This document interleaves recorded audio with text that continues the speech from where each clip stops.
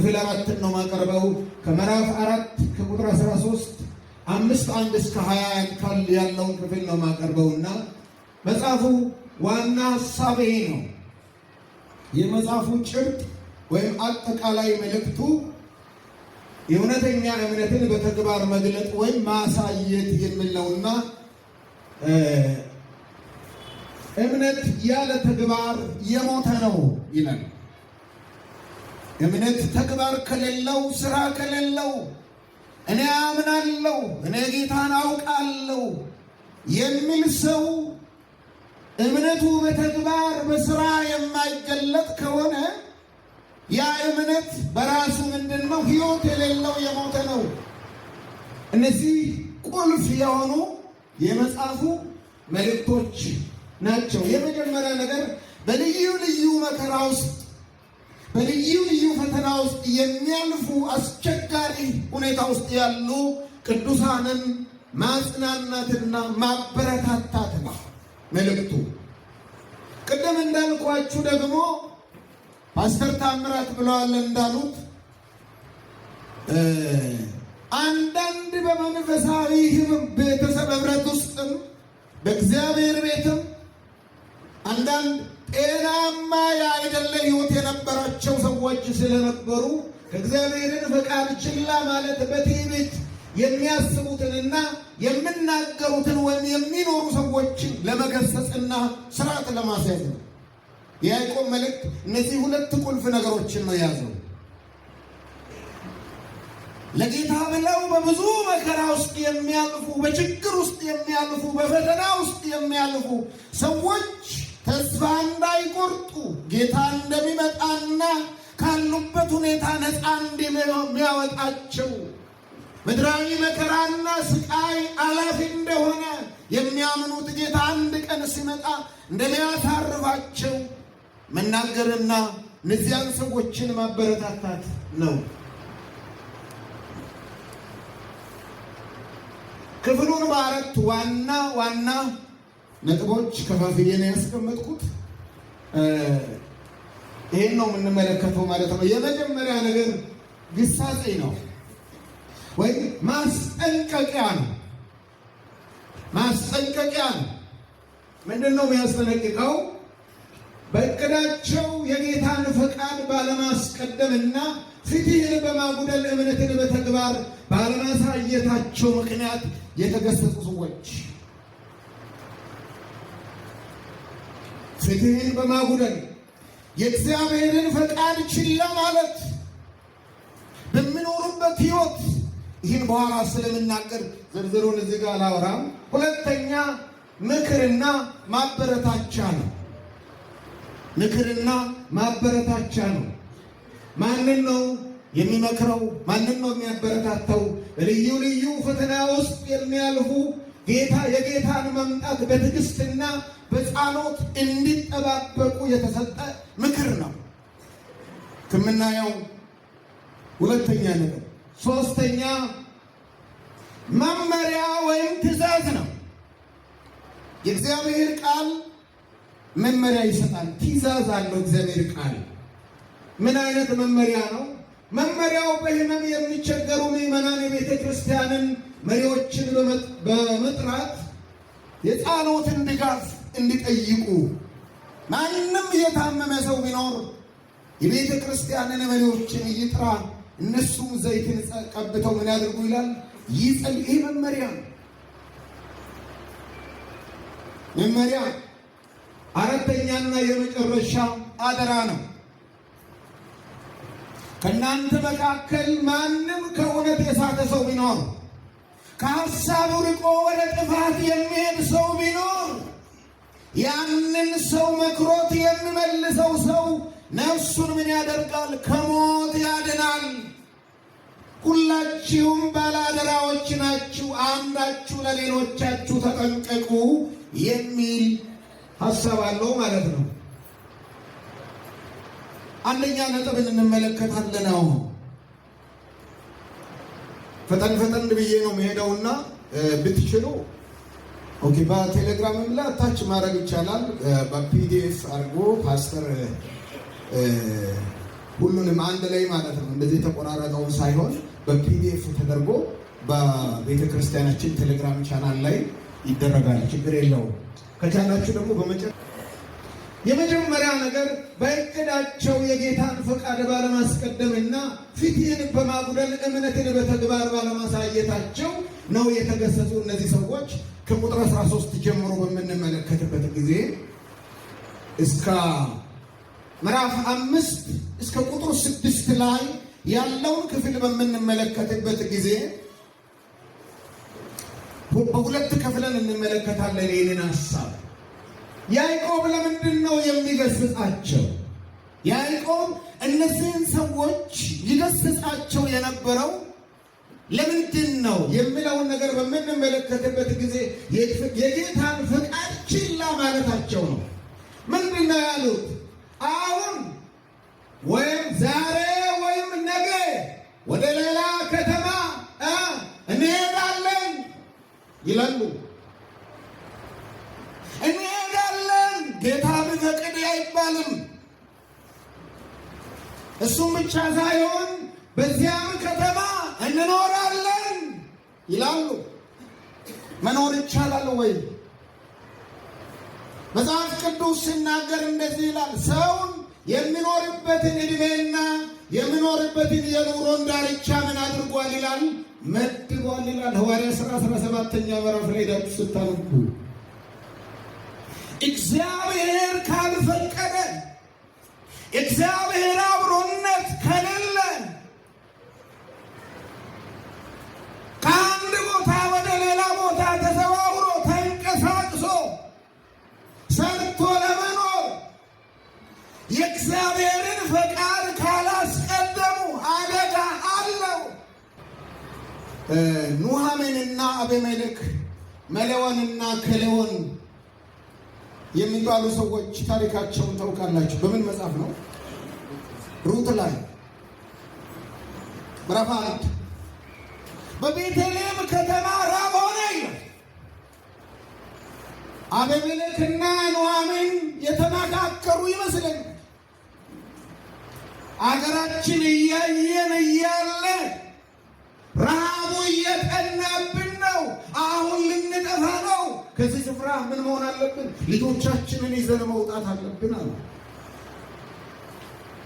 ለምን? ከረሃብ ለመዳን። የእግዚአብሔርን ፈቃድ የማያስቀድም ሰው በሕይወቱ አገልጋይ ቢሆን፣ መሪ ቢሆን፣ ምዕመን ቢሆን፣ የተማረ ቢሆን፣ ትልቅ ወረቀት ያለው ቢሆን፣ ትልቅ ስም ያለው ቢሆን እግዚአብሔር ባልቀደመበት ወጥቶ አርፎ መኖር አይችልም። አቤሜሌክ ወደዛ ምድር እንደደረሱ ሞተ። መሌዎንና ከሌዎን የቃል ኪዳን ሕዝብ ሆነው እያሉ ከዛ ምድር ምስቶችን አገቡ። ሁለታቸውም ሞቱ። መጨረሻ ላይ ኑኃሚን ስትመለስ ኢየሩሳሌምን ወይም ቤተልሔምን እግዚአብሔር እንደጎበኛ አየች፣ ሰማች ይላል። ከ10 ዓመት በኋላ ከዛ ወደ ኋላ ስትመለስ ኑኃሚን መጣች ስትባል እንደዚህ አለች፣ ኑኃሚን አትበሉኝ፣ እግዚአብሔር ያማረረኝ ሴት ነኝ፣ እግዚአብሔር ያራቆተኝ ባዶ ያደረገኝ ሴት ነኝ አለች። በእርግጥ እግዚአብሔር ነው ወይስ የእግዚአብሔርን ፈቃድ ባለመጠበቅ ነው? እስራኤል ልጆች ለእግዚአብሔር የተለዩ ማህበረሰቦች ናቸው። ለእግዚአብሔር ባልተለየ ማህበረሰብ ውስጥ ለመኖር ራሳቸውን ፈቀዱ። የተወደዳችሁ እግዚአብሔር ቤተሰቦች፣ ቅዱሳን ወንድሞቼና እህቶቼ አንድ ጥያቄ ልጠይቃችሁ። በምንኖርበት ኑሮ ውስጥ የእግዚአብሔር ፈቃድ አለበት? እግዚአብሔር እየከበረበት ነው? እግዚአብሔር እየተደሰተበት ነው የሚለውን ነገር በደንብ ልናስብ ያስፈልጋል። ኑኃሚን ባዶ እጇን ተመለሰች። የእግዚአብሔርን ፈቃድ ያለማስቀደም ባዶ እጅ ይመልሳል። በለቅሶ በሐዘን ልብን ይመታል፣ መንፈስን ይመታል። ከከበቡበት ክብር ከከፍታ ቁልቁል ያወርዳል፣ ያዋርዳል። ሰው ግን እግዚአብሔርን ፈቃድ ካከበረ ዘመን ቢያዋርደው እግዚአብሔር ያከብራል። ወድቆ ቢሆን እግዚአብሔር ያስነሳል። ፈቃዱን ስናስቀድም ወርደን እንኳን ቢሆን እንደገና ያነሳናል፣ እድል ይሰጠናል። እነዚህ ሰዎች እንደዚህ ነበር ያሉት። እንሄዳለን፣ እንሰራለን፣ እንነግዳለን፣ ደግሞ እኮ እናተርፋለን ምን ያሉት አይልም። እናተርፋለን የምትሉ እናንተ ተመልከቱ፣ ነገ የሚሆነውን አታውቁምና። ወገኖቼ ሆይ በጥንቃቄ እንድትሰሙ በጌታ ፍቅር እንደገና ጠይቃችኋለሁ።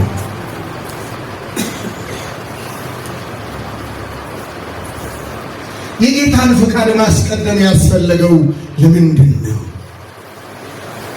ለምንድን ነው የጌታን ፍቃድ ማስቀደም የሚኖርብን? ነገ ያለው በጌታ እጅ እንጂ በእኛ እጅ ስለሌለ ነው። እንዳንጨነቅም ይናገራል አይደለም? ነገ በእኛ እጅ ስለሌለ ነው። የነገ ባለቤት እግዚአብሔር ነው። ብዙ ሰዎች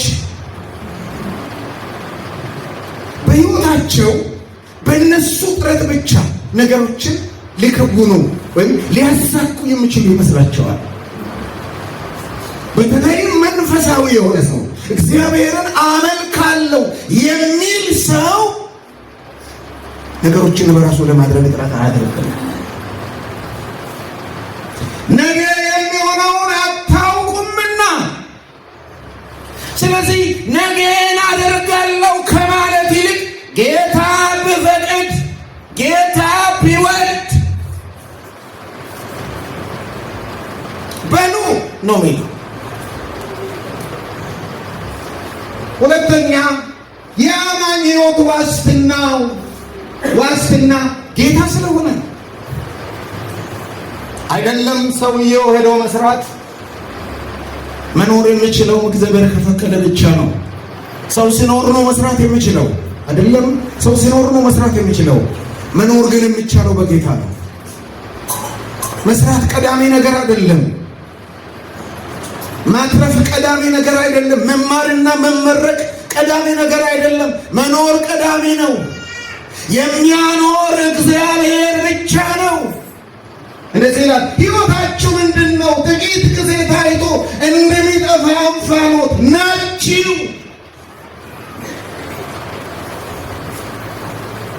ታስታውሱ እንደሆነ ባለፈው ዓመት ይመስለኛል በሰርጋቸው ዕለት በደስታቸው ቀን ደስተኞችን ያጀቧቸው ሰዎች አንድ ላይ ገደል ውስጥ ገቡ።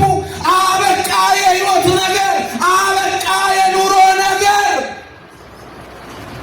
ደስታ ወደ ሐዘን ተለወጠ።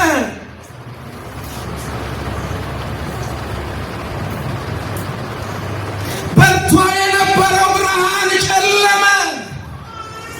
በደስታ የፈነጠቀው ዙሪያ ላይ የነበረው ሕዝብ ልቡ በሐዘን መንፈሱ በትካዜ ተመታ።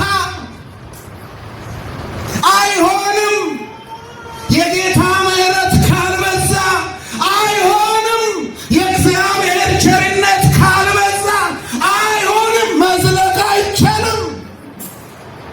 የምትመኩት ነገር አለኝ የምትሉት የምንለው ነገር ዋስትና ሊሆን አይችልም። እነዚህ ሰዎች አቅሙ ስላላቸው እንሄዳለን አሉ። ወገኖች ሆይ ጌታ ይቅደም። ጌታ ይቅደም በኑሯችን። ጌታ ይቅደም በትዳራችን። ጌታ ይቅደም በስራችን። ያኔ እንደ ጨለማ አያልፍም። ቢጨለም እንኳን ይበራል። ከጌታ ጋር ስንኖር ችግሮች የሉም አይባልም። አሉ ችግሮች፣ ግን ችግር እንደሆነ አይቀጥልም። ሐዘን እንደሆነ አይቀጥልም። ሕይወታችሁ ምንድን ነው? እንፋሎት ናችሁ። ብን ነው የምትሉት። መታሰቢያችሁ አይኖርም። መታሰቢያችሁ እንዲቀጥል፣ ሕይወታችሁ እንዲቀጥል አስቀድሙት የጌታን ፍቃድ። ሶስተኛ ያለ ጌታ የሰው ሩጫ ከንቱ ድካም ከመሆኑም አልፎ መጨረሻው ጥፋት ስለሆነ ነው። ያለ ጌታ የሰው ሩጫ፣ የሰው ትጋት፣ የሰው ጥረት ከንቱ ነው። እሱ አሁን ግን በትዕቢት ትመካላችሁ። እንደዚህ ያለ ትምክህት ሁሉ ምንድነው? ክፉ ነው። ማን ነው እያለ ያለው? ያዕቆብ ነው። መጋቢ ደምስ እያለ አይደለም። ያዕቆብ የሚለውን ነገር ነው እየነገርኳችሁ ያለሁት።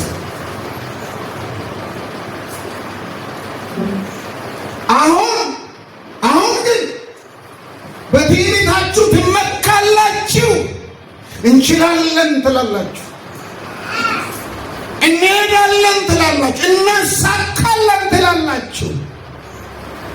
በትዕቢት ነው የምትሉት። ትምክህት ነው ያላችሁ። ትምክህታችሁ ሊሆን የሚገባው እኔ ነኝ ማለት ነው። እኔን ነው ትምክህት ማድረግ ያለባችሁ።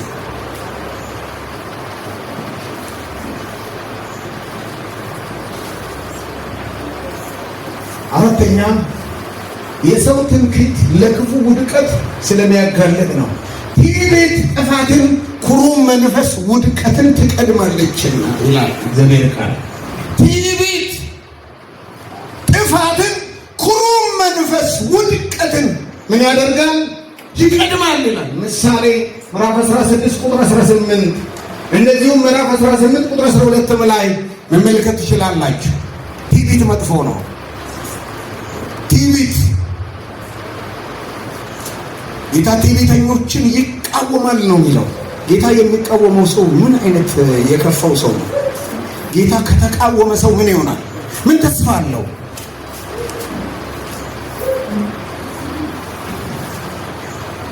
ሌላና ሁለተኛ፣ እነዚህ ደግሞ ሁለተኛ ደረጃ ላይ የተገሰጹት ባለጠጋ ተብለው ተገልጸዋል።